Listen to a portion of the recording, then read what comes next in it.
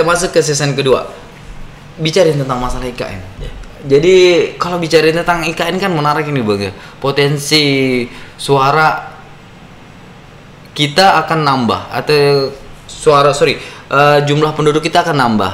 Artinya ketika jumlah penduduk kita mencapai 200.000, jumlah kursi kita akan meningkat jadi 30 kursi. Menurut Abang ini peluang atau masalah Bang? Sebetulnya kalau kami melihatnya ini adalah sebetulnya ada dua juga, bisa peluang, bisa masalah.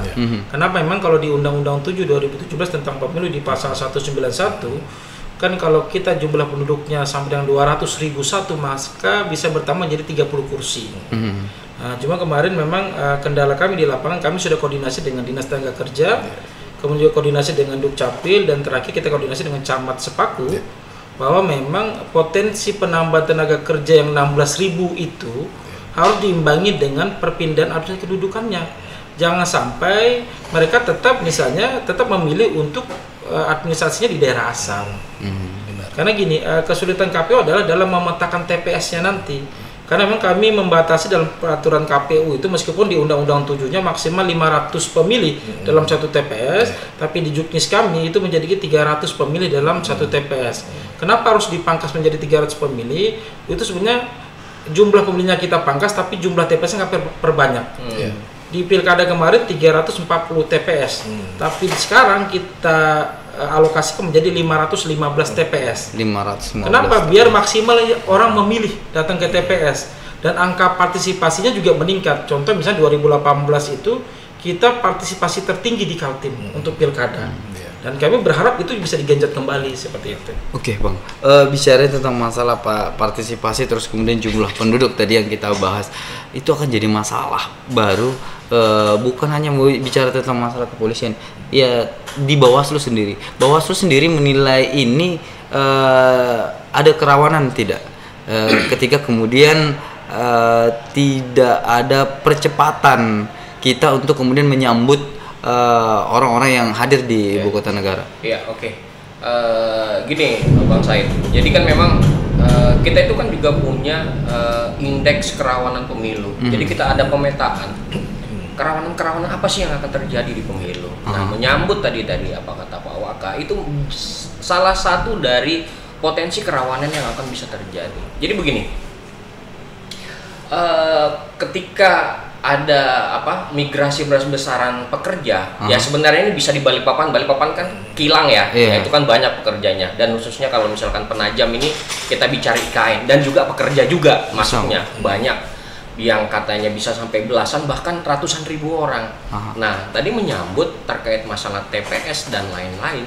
Nah, ini yang bermasalah itu ketika mereka datang kemudian mereka tidak tidak melaporkan administrasi, kemudian ketika hari H pencoblosan mereka ini kan masih tetap bisa mencoblos, tapi yang presiden, ya kan, yang tapi presiden.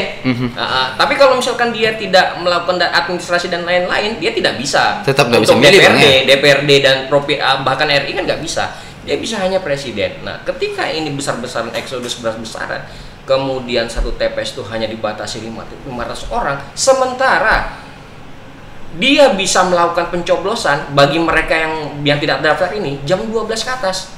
Itu hanya punya waktu 1 jam, 12 sampai jam 1. Dengan jumlah ribuan orang. Jumlah orang-orang itu. Nah, ini yang harus kita petakan. Bagaimana cara mengantisipasi ini? Ini bisa ribut loh. Orang ketika mau memilih karena waktunya habis, kan kita juga punya aturan. Betul. Waktu jam 1 tuh udah nggak bisa lagi. Misalkan ya kita saklek dengan aturan itu, atau kita tidak tahu, mudah-mudahan ada aturan yang ini ya. Tapi ketika kita saklek dengan itu, apa yang penyelenggara tidak bisa juga disalahkan. Betul. Mereka juga mempunyai hak pilih dan sudah ada di tempat. Bagaimana? Sudah ada di tempat. Mungkin mereka mengular ya. Apa yang harus kita lakukan? Nah, ini tugas dari kepolisian, kemudian tugas dari misalkan Pak Dandim dengan anggotanya tentara di bawahnya, ini mengantisipasi yang gini. Karena gini, kita itu kan sangat menjunjung one man one vote ya. Suara itu mereka punya hak yang sangat sakral untuk kita beri mereka itu hak untuk memilih. Ketika kita tidak memberikan, kan rasanya itu melanggar suatu hak asasi dalam memilih. Nah, ini yang harus kita petakan yang begini-gini. Kita mau semua bisa memilih. Jangan sampai ada orang yang tidak bisa memilih. Oke, mantap Bang. Keren Bang, sumpah. Baru lihat gasnya keren Bang. Pak Waka, ngeliatin dengan kondisi saat ini, potensi konflik yang akan terbentuk, ada antisipasi khusus gak? Tidak Pak, dari teman-teman kepolisian sendiri? Sebetulnya ini hal yang menarik terungkap ini. Jadi harapannya ini akan dibawa secara bersama ya, karena mungkin satu-satunya yang ada di wilayah Indonesia. Betul. Ini kita Kabupaten dengan PPU ini dengan pertambahan yang tadi eksodus itu sekian pekerja sekian banyak ratus ribu ini. Nah, ini jadi masalah. Karena apa? Kalau kita tidak mulai sekarang kita melakukan pemetaan dan perencanaan yang matang, kemungkinan nanti akan jadi potensi permasalahan. Ya saya kalau enggak dikasih hak pilih saya marah Bang. Iya, itu memang sudah terjadi. Potensi itu merupakan potensi kerawanan yang saat ini menurut kacamata kepolisian inilah yang utama yang perlu kita bahas. Kalau yang potensi lain ini berjalan sudah seperti apa? Nah, inilah yang jadi masalah. Jadi hari ini di meja ini kembali lagi Bang, kita bisa merumuskan sesuatu untuk kemudian bisa kita tindak lanjuti ke depan bagaimana mengantisipasi kemungkinan. Bang, hal ini sudah pernah disampaikan tidak Bang ke KPU RI atau provinsi Bang? Sebetulnya dalam kan kita sudah tahu ini Bang, abang sudah tahu nih kondisi dan bahkan sudah tahu pemetaan. Udah laporan tidak Bang? Kalau di laporan kami di internal, kami kan hierarki nih. Kami sudah laporkan kepada KPU Provinsi Kaltim. Kemudian disampaikan juga kepada KPU RI terkait permasalahan kedatangan penduduk 16.000 tadi tenaga kerja. Kenapa? Karena nanti berkaitan dengan logistik, surat suara. Benar. Karena kalau itu tidak diantisipasi dari ini, maka kami akan kekurangan surat suara. Dan yang kedua adalah menghilangkan hak pilih. Kalau menghilangkan hak pilih, maka pidana buat penyelenggara. Pidana. Seperti itu. Jadi ini juga yang kita gencar lakukan. Kita sudah koordinasi dengan tadi Dinas Tenaga Kerja dengan kecamatan, segera mengantisipasi. Kita minta jumlahnya berapa sih yang masuk di IKN agar kita bisa petakan nih penambahan TPS-nya atau menambah lagi TPS khusus untuk di perusahaan-perusahaan. Seperti itu.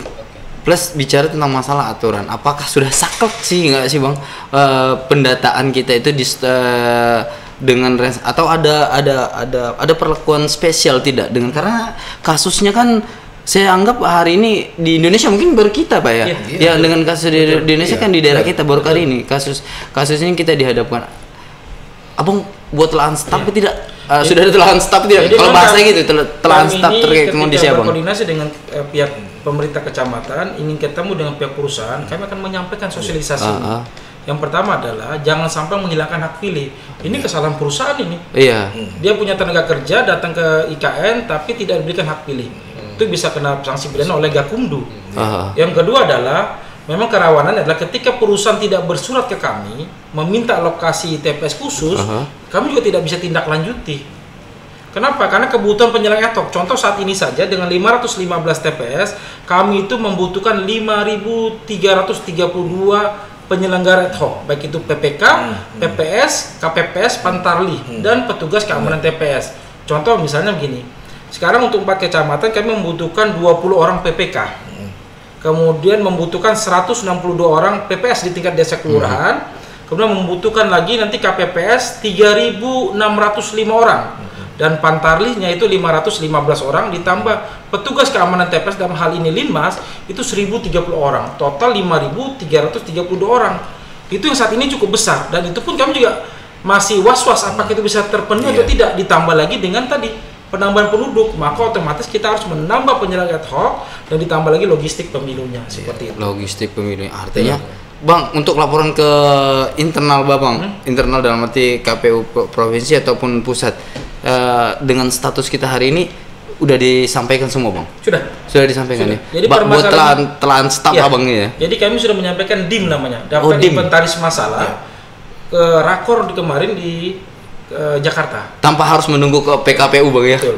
Karena gini, kita kalau seandainya, kami memang kemarin disampaikan oleh pimpinan kami di KPRI bahwa untuk IKN memang masih dalam wilayah untuk masuk di pemilu, dapilnya tetap. Jadi kami masih sampai saat ini pun rancangan dapil dan alokasi kursi Sepaku itu masih menjadi dapil 2. Dapil satunya Kecamatan Penajam, dapil 2-nya itu adalah Sepaku, dapil 3-nya adalah Warubabulu. Jadi tidak ada perubahan. Tidak ada perubahan untuk saat ini, makanya. Tapi kan peta politik di pusat itu kan dinamis, bisa saja berubah-ubah. Seperti itu. Dan kita diminta harus siap. Tapi pusat juga harus tahu bagaimana kondisi kita. Jangan sampai mengambil sebuah keputusan akan berdampak sosial di masyarakat kita, Pak ya. Karena yang jadi korban ya masyarakat kita. Betul. Mereka mengeluarkan keputusan tapi tidak melihat efek sosial di lapangan. Yang dirugikan adalah masyarakat kita. Karena terkait anggaran juga. Contoh misalnya saat ini KPU misalnya dapat anggaran dari APBN sekitar 22 miliar. Tapi dengan penambahan tadi, otomatis nanti gaji ad hoc nambah lagi tuh. Iya betul Bang. Gitu. Apalagi kalau semakin bertambah jumlah penduduk, semakin banyak tempat yang harus diisi. Betul. Dan semakin banyak logistik yang harus disiapkan. Ya, banyak masalah. 16.000 itu lebih besar pada jumlah kita saat ini, ya kan? Iya, betul Bang. Dan itu yang mesti kita pikirkan, dan semoga ini yang jadi perhatian kita. Selamat bekerja dalam menyambut ibu kota negara dan pesta demokrasi. Pak, terima kasih banyak sudah mau dampingi dan mau bicara itu. Minta statement terakhir dari Pak, khususnya bicara tentang kesiapan kita menyambut ibu kota negara dan pesta demokrasi, Pak. Baik. Jadi pada dasarnya kalau dari Polres ini khususnya Polres Penajam Pasir Utara ini mengawal kegiatan ini agar kegiatan pemilu nanti bisa berjalan ya dengan lancar, aman dan kondusif. Itu yang penting. Jadi kami mengawal. Memang secara tahapan-tahapan kita akan selalu berkoordinasi dan menempatkan personil di sini. Kemudian juga dalam penegakan hukumnya terpadu sudah disiapkan juga ya, dengan teman-teman jaksa, dengan Bawaslu. Inilah yang kita harapkan, nanti kita tetap mengawal bersama-sama sampai terselenggaranya dengan lancar dan aman. Pastinya ada tambahan personil Pak ya. Kalau jumlah tambahan berarti tambahan personil juga tambahan. Ya jelas, karena kita ada tahapan penggunaan personil. Pada saat pemilu kita 2/3 dari personil yang ada ini keluar semua. Jadi hanya disisakan 1/3 saja. Ini bisa backup 1 kali 24 jam ini kegiatan masing-masing untuk tetap mengamankan tempat lain ya, yang saat ini kita laksanakan termasuk tugas kita. Makanya 2/3 keluar itu nanti pada saat itu. Ini maksimalnya. Artinya data itu berpengaruh di semua elemen. Yang saya pikir ini nanti karena tetap berkurang pasti akan ada BKU dari daerah lain. Dan fleksibel saja, nanti kita ada menggunakan sistem ya aman, rawan, ini menggunakan situasi menyesuaikan dengan situasi yang ada. Itu ini tetap bisa ada nanti setelah dapat jumlah TPS. Setelah jumlah TPS yang sudah disajikan, inilah baru kita bisa mengatur penggunaan personil. Personil misalnya 1 polisi, 2 linmas 1 TPS atau 1 polisi 4 linmas 2 TPS. Nah ini nanti setelah kita mendapatkan jumlah data. Artinya konkretnya tetap data Bang ya? Data. Terima kasih Pak Waka udah mau dampingin kita dan mau menyampaikan bahwa hal-hal ini urgent untuk kemudian kita bahas dan bisa kita sampaikan. Karena ini bukan hanya bicara tentang kepentingan KPU, Disduk Capil ataupun Bawaslu, apalagi Polres Pak ya. Ini kepentingan masyarakat PPU untuk sama-sama kita jaga ibu kota negara hadir di sini untuk bisa dapat manfaat masyarakat kita sendiri. Bang Irwan, statement terakhir. Statement saya sebetulnya kalau kami ini kan memang tagline kami melayani, yaitu melayani pemilih dan melayani peserta pemilu. Nah untuk itu memang kami juga menyampaikan kepada masyarakat Kabupaten Penajam Pasir Utara, jangan lupa bahwa pemilihan serentak dan pemilu serentak akan kita laksanakan untuk pemilunya 14 Februari 2024 dan untuk pemilihan kepala daerahnya pada tanggal 27 November 2024. Dan untuk pemilu itu ada 5 jenis pemilihan.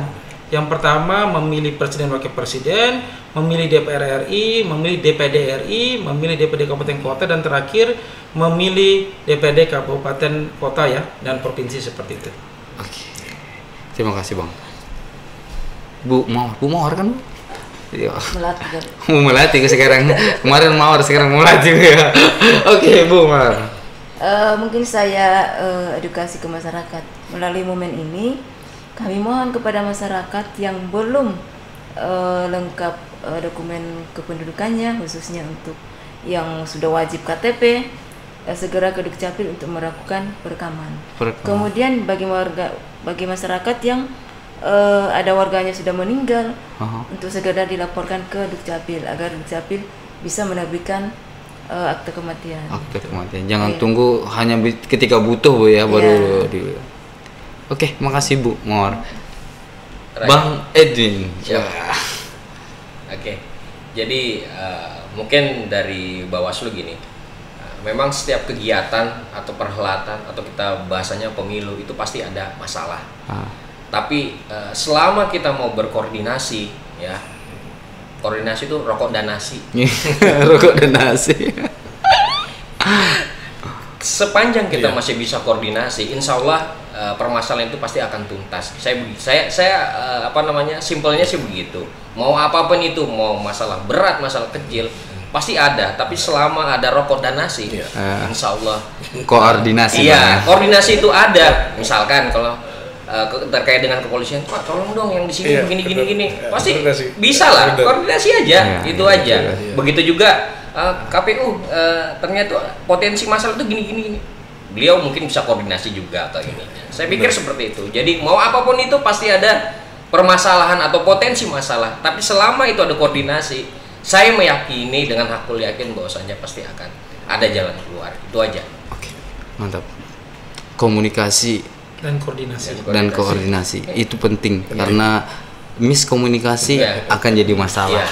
Yang sibuk Bawaslu dan Pak Polisi. Jadi permasalahan jangan dibawa sendiri. Dibagi-bagi lah. Biar ringan Bang ya. Biar ringan. Oke, saya berharap ini bukan pertemuan terakhir. Siap. Kita pengen ini continue karena ini kepentingan publik yang harus ditahu publik, dan permasalahan Bapak Ibu di tempat ini bisa sama-sama kita rumuskan, bisa diselesaikan dengan orang-orang yang punya kebijakan untuk berpikir bersama. Saya Said Hasan undur diri bersama narasumber luar biasa ini. Billahi taufik wal hidayah. Assalamualaikum warahmatullahi wabarakatuh. Waalaikumsalam warahmatullahi wabarakatuh.